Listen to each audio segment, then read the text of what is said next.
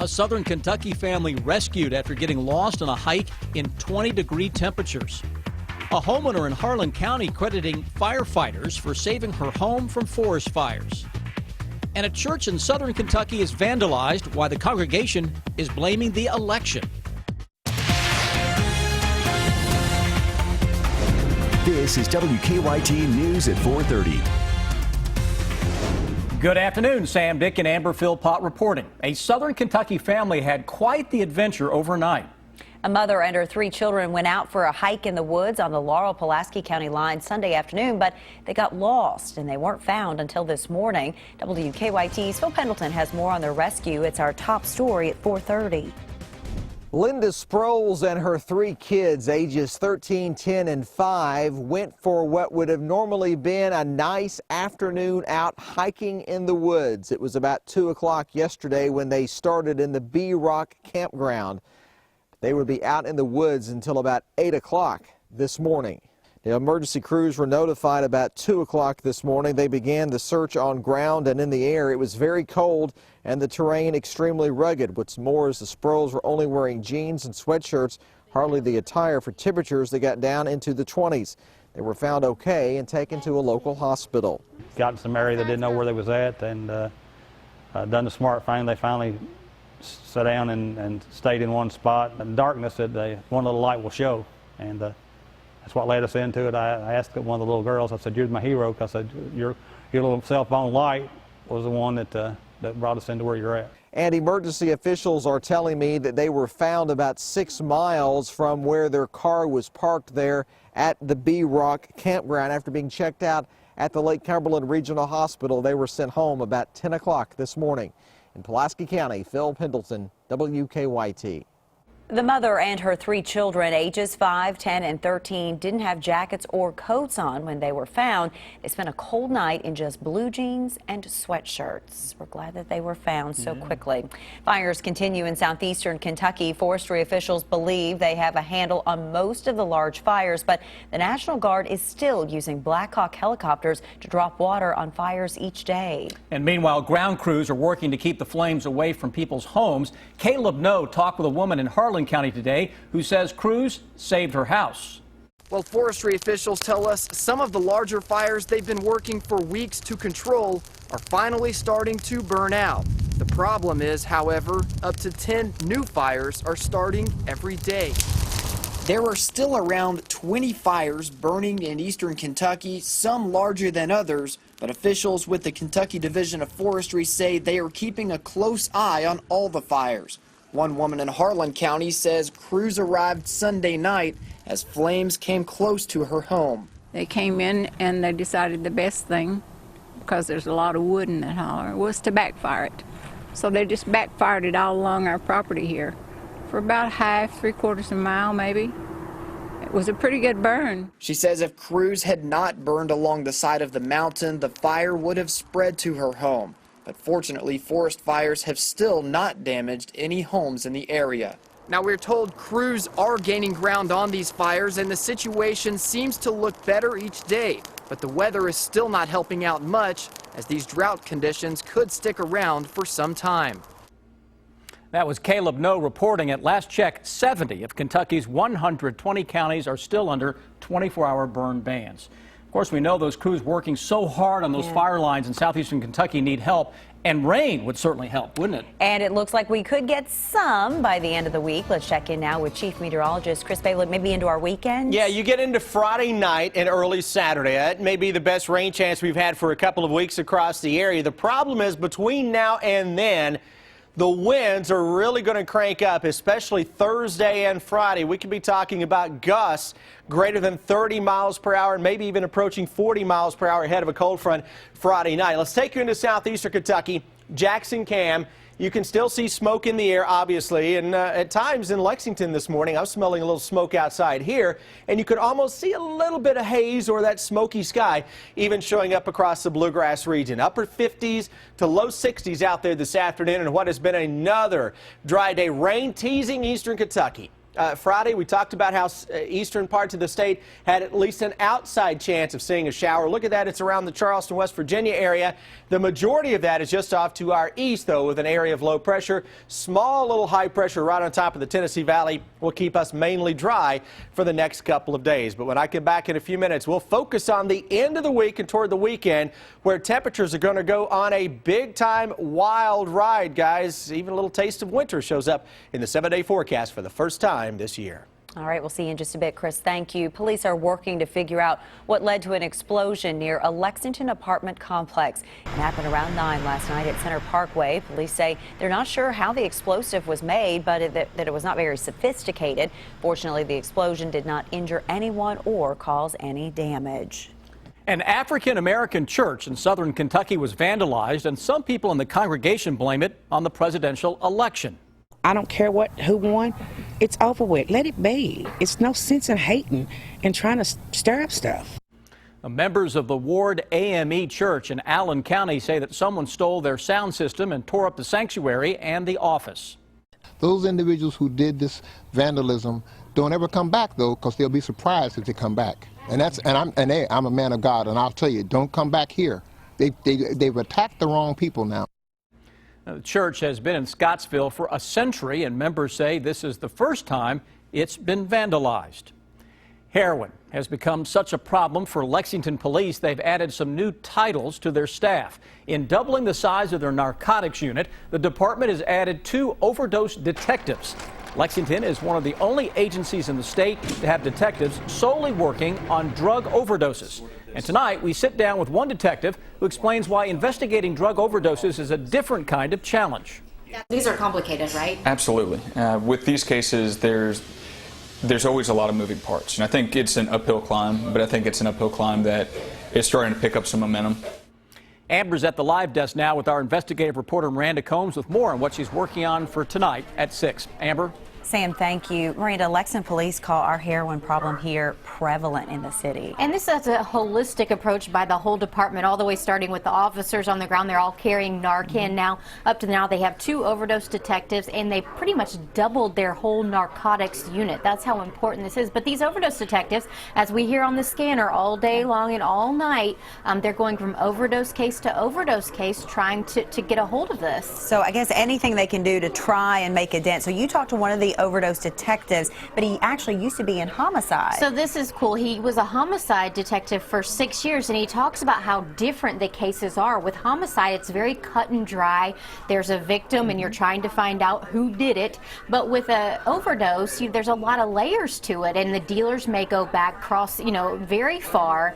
And the victim, if the victim survived the overdose, needs help. So that's their job as well. Yeah, so it sounds like they're going to try and help this victim, but more importantly, they're going after those dealers that keep supplying. And how they are going after those dealers now has changed a lot, and that's something I'm excited to tell you about coming up at 6. Yeah, an interesting profile. We had no idea that this kind of job even exists. Yeah, it is. So, Miranda, thanks. That story coming up tonight from her at 6. Sam?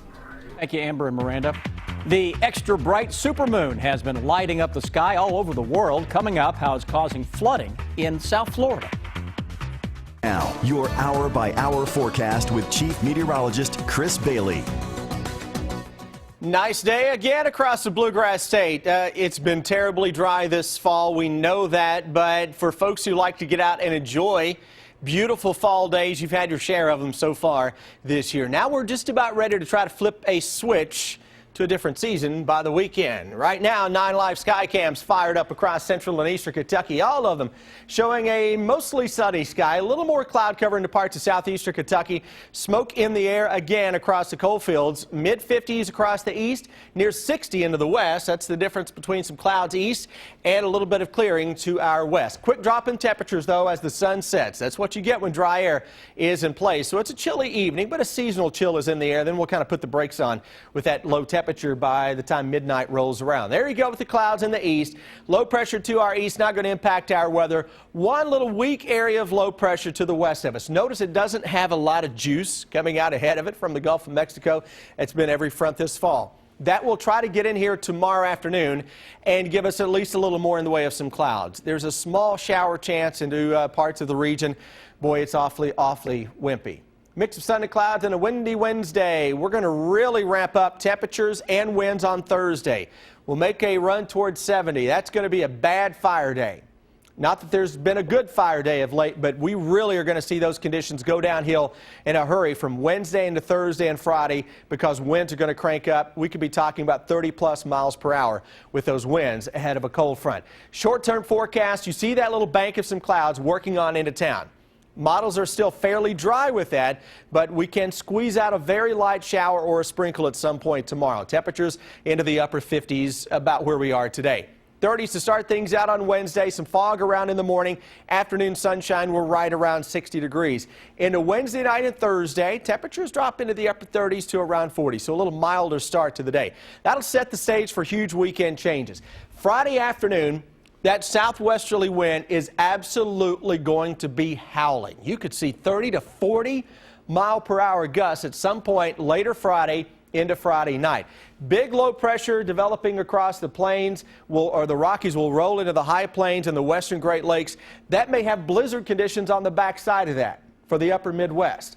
And that cold air crashes in here for the day on Saturday. So the winds are going to howl, and we can get a shower or thunderstorm with that. But it's the colder air that takes place. A little area of low pressure develops along that front to our east.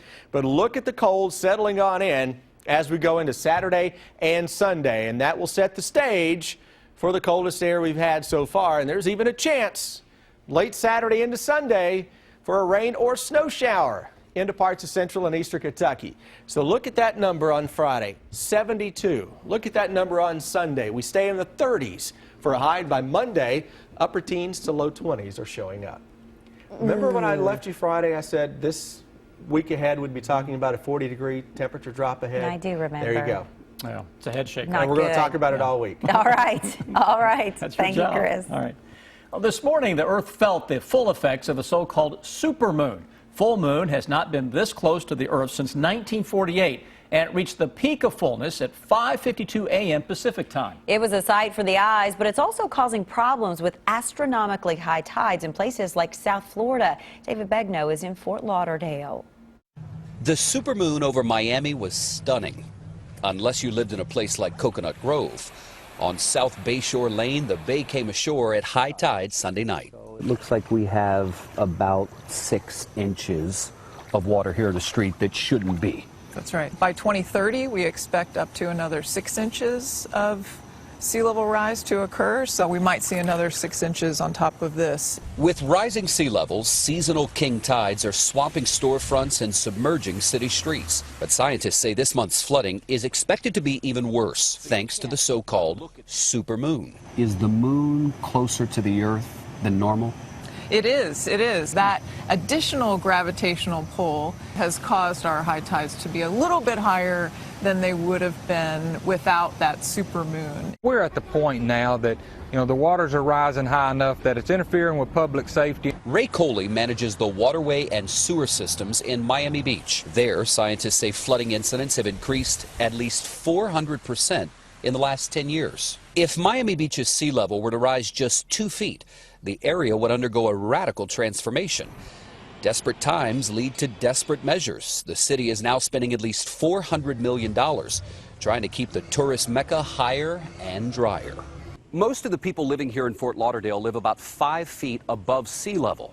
But there is a report which suggests the sea level could rise nearly 6 inches by 2030. That would be 4 years before we're talking about the next supermoon. David Begnaud, CBS News, Fort Lauderdale, Florida. It's the newest place to live in Lexington. I'm Deanne Stevens, out and about at the all-new Henry, part of the summit at Fritz Farm. We'll have more when we return here on WKYT. It will soon be the newest place to shop in Lexington, the summit at Fritz Farm. Our Deanne Stevens, who loves to shop, is out and about in her hard hat checking on progress. Hey, Deanne. Hey, good afternoon, guys. We are here at the all-new Henry at the Fritz Farm. Hannah Hall is with us, and Hannah, I'm so excited. We're getting the very first look at the Henry. And Hannah, these places, they're beautiful. Hey, do we call them apartments, condos? What are these? They are definitely apartments, but they are styled like high living condos. They are absolutely gorgeous, luxurious, part of a wonderful, fantastic community. So when you walk into the apartments here at the Henry, there's a guest bathroom here to the right, a bedroom, one of 2 bedrooms with a nice closet. We girls are all about the closet. I love the kitchen here. A lot of space in these. About how big are these? This particular one is 1,106 square foot. They do start around 678 square foot. They go up to about 1,500. So you guys go for 1 bedrooms, 2 bedrooms? We actually have 7 different floor plans with 33 variations on those. They're 1, 2, and 3 bedroom homes. And you got to tell people about the penthouse because I'm intrigued by this. So they are 4-story buildings. The 4th floor does have some very beautiful apartments, including lofts with spiral staircases and penthouse style 3 bedrooms. They have windows on both walls.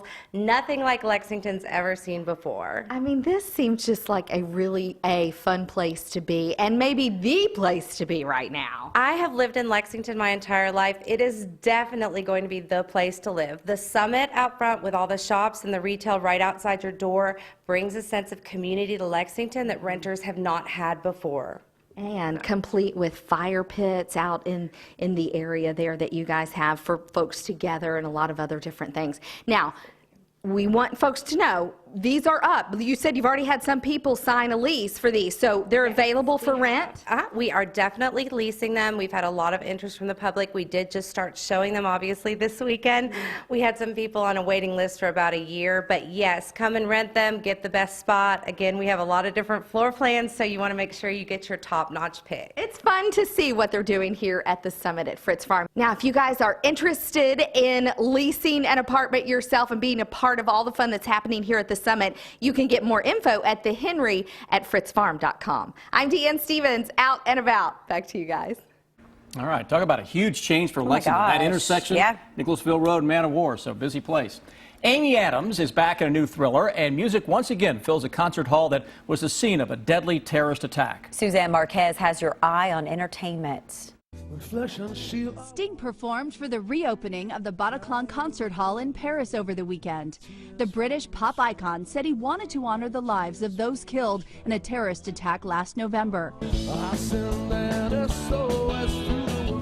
The proceeds will benefit charities helping victims and their families. Trying to take what's lost and broken, make it right. Breakout country music star Cam is in the middle of her first tour as a headliner. In the past year, she released her debut album, Untamed, and was nominated for a Grammy. Now she's up for Favorite Female Country Artist at the American Music Awards later this month. I think taking a moment to really absorb how well things have gone, it's hard to do that. And Jake Gyllenhaal and Amy Adams co-star in Nocturnal Animals. Adams plays an art gallery owner who is haunted by her ex-husband's novel. It's a struggle that she's sort of having to come to terms with herself, but she does that through his sort of communication. That is this book. Nocturnal Animals opens in limited release Friday. That's your eye on entertainment. Suzanne Marquez, CBS News, Los Angeles. It seems baseball is not the only thing being celebrated in Chicago. Why one zoo is hopeful it will have its own Cubs in the near future. Really a pretty nice day, especially with what's coming this weekend. What a beautiful way to start our work week for sure, Chris Bailey. But come the end of the week, we are going to be seeing some major changes quick, right? Yeah, without question. I mean, right now it's a continuation of the same old, same old. We had freezing conditions over the weekend yesterday. A few upper teens were noted across central and eastern Kentucky. This morning we were back into the upper 20s and low 30s and ending the day with this gorgeous sunset that is out there, and still some smoky skies into parts of central and eastern Kentucky. No rain showing up over the next couple of days outside of maybe a teeny tiny chance in the south tomorrow. But as we get toward the weekend, those big changes may introduce a roller coaster temperature ride that has the first taste of winter weather. We'll break that down coming up here in the next half hour as you enjoy that absolutely gorgeous sunset. Let's check on traffic now and see how things are moving. Here's Officer Don. Biggest issue right now is outbound Nicholasville Road, just past the circle. Actually, before the circle, there's an injury collision. Traffic's backed up from about campus all the way to New Circle on Nicholasville Road. Also, the inner loop of the circle approaching Alumni, a non-injury collision that has the left lane blocked. Drive times to Versailles still holding less than 12 minutes. No major issues on the north side on Paris Pike. Now back to you in the studio. Officer Don, thank you. A rare diamond for sale, and a polar bear has a new home. It's the video that will have you talking. Take a look at this. If diamonds are girls' best friend, ladies, meet your new BFF. This so-called sky blue diamond could fetch up to $25 million at auction this week. Blue diamonds are hard to find, and this one, more than 8 carats, is one of the largest of its kind.